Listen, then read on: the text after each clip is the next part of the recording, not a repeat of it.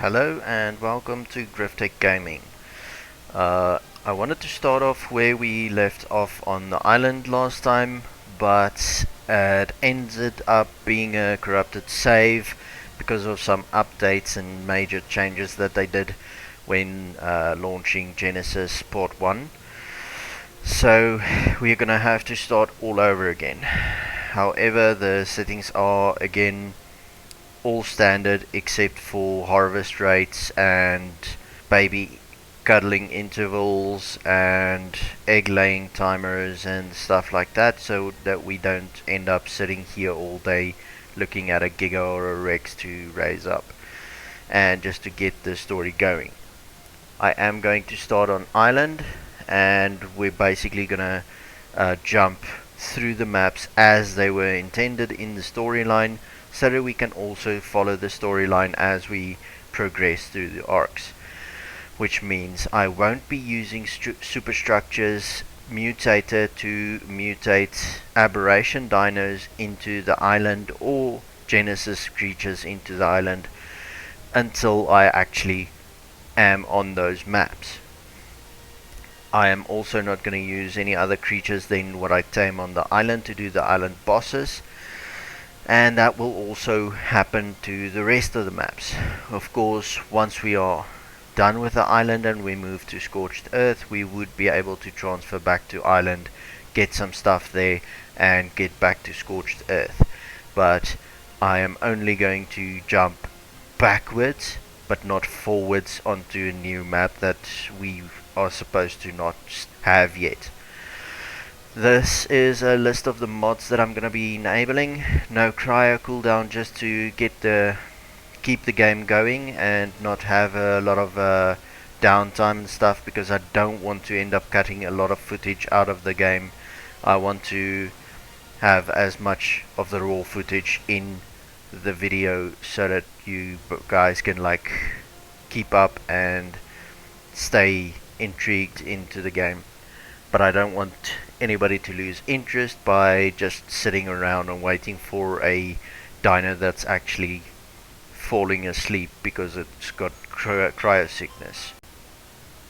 So then we also have superstructures, which is a replacement for structures plus, because structures plus aren't being maintained anymore and superstructures are. We also have Badco pets, just to make it easier for us to get element on all the maps that doesn't actually have a ton of element inside. So that's going to help us on the island, rag, and all of those. Awesome Spyglass is basically installed just to get all the levels and stuff, so that I can also try and show what we previously discussed in the tutorial part of the series, which is the different amounts of levels in different animals and what the levels are and all of those things. Beyond that, I'm going to try and keep it as vanilla as possible, and with that done, let's jump into the game. Right, so we are at the character generation screen. I'm just going to change some values just to make this guy look a little bit more humanoid. Not going to change a whole lot of settings. Going to leave the rest at standard. Just going to put a name in there because we don't want to be known as human or survivor. And then we're gonna generate the character. Now I've got the settings at 10 times, and I've got the dino levels at 150, which means we're probably gonna need to breed a whole lot of mutations into them to be able to do the boss fights. If you guys think we should put the values up for the whale dinos to maybe something like 200 or something, just comment that, just to make it easier. But at the end of the day, I don't really care, because I like breeding, I like getting the color mutations, I like stacking mutations, so it's gonna be fun in any way.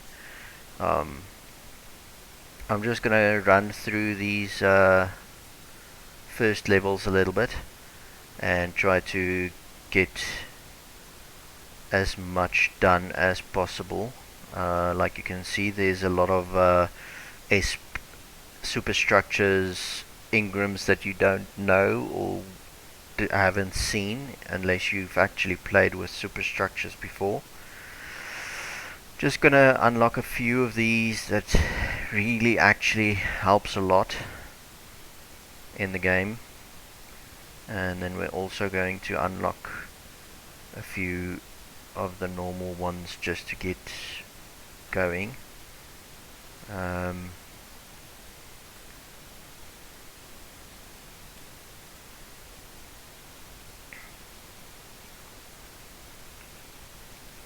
So yes, we are definitely going to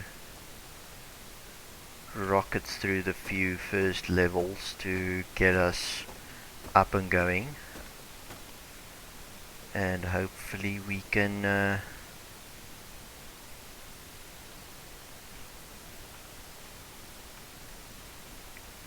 get to a point where we start our base.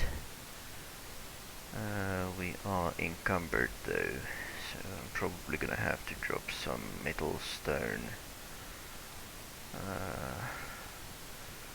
Berries I'm just gonna put in my hotbar so that I have something to eat, and then we're basically going to craft some chests. Right, so again, if you drag a blueprint to your hotbar, it actually activates the blueprint onto your hotbar, which means you can actually just like spam that button all the time and get a bunch of those blueprints crafting. Very handy to use, especially if you want to spam craft a lot of stuff in the early game, but in later game you're probably just going to use the crafting stations, especially with the S Plus version as well. I'm just boosting up the weight because boosting up anything else will just end up being useless and pathetic, because this is not PvP and it's also not useful. So there we go, we've got some storage chests. I'm just gonna go get some.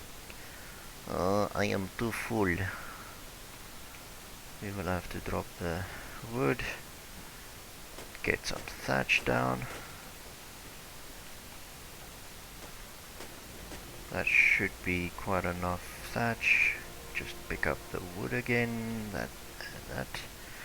and that should craft us a few more chests.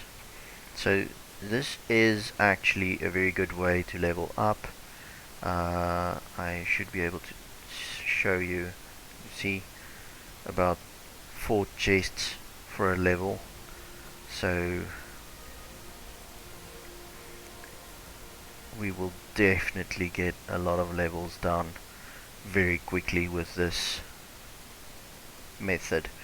Now, foundations are very much better at this than storage boxes, but we can't do foundations yet. We should be able to do that now. There we go, wooden foundations. Just gonna unlock the SS versions as well as I go.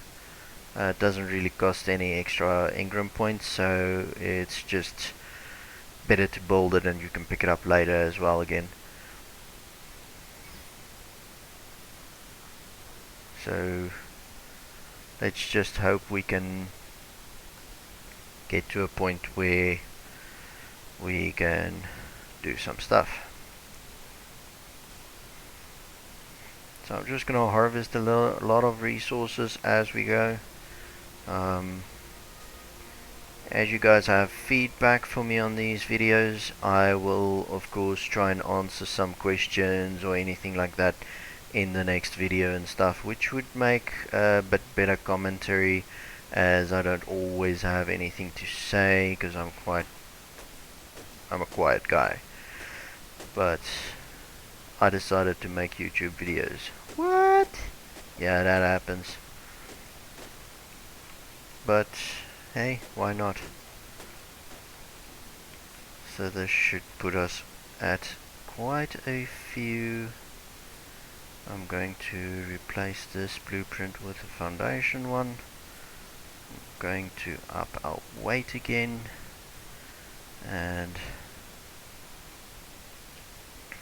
I would probably want to die, as this thing did put me on a very awkward situation to where I actually want to build. I've got a place in mind where I want to build a base. It's a bit safer, a bit better, and all in all just a nice location. It's also more centralized. It's got a lot of dinos close to it. So come at me. Yeet. Yeah, that just happened. So I am probably going to spawn at South Zone 2, and hopefully it drops me at the right location. If it doesn't, we should be close enough in any way to resume our situation.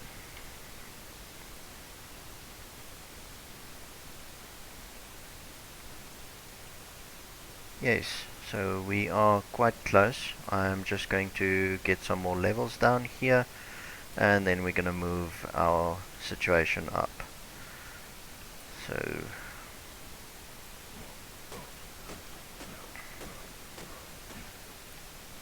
let's just get our tools going again.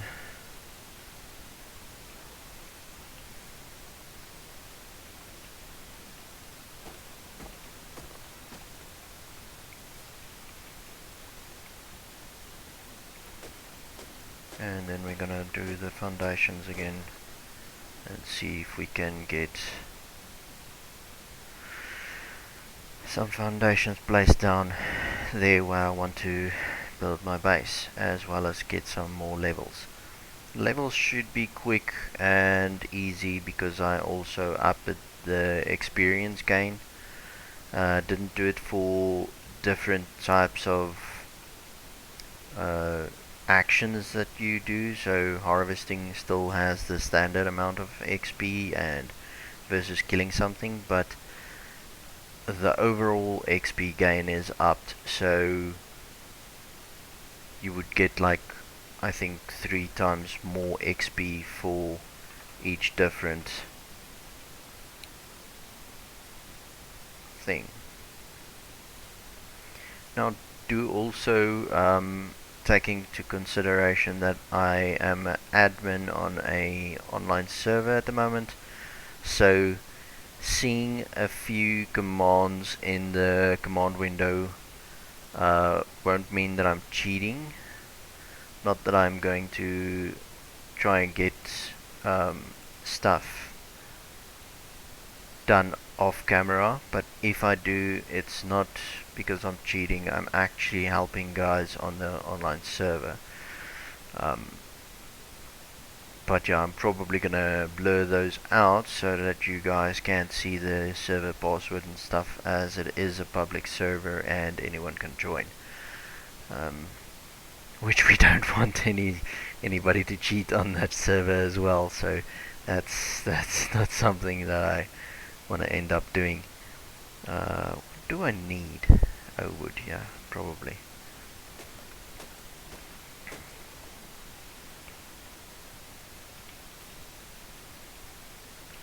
So yeah, now we're just going to carry on with this, but I think we're gonna carry on harvesting in the next episode.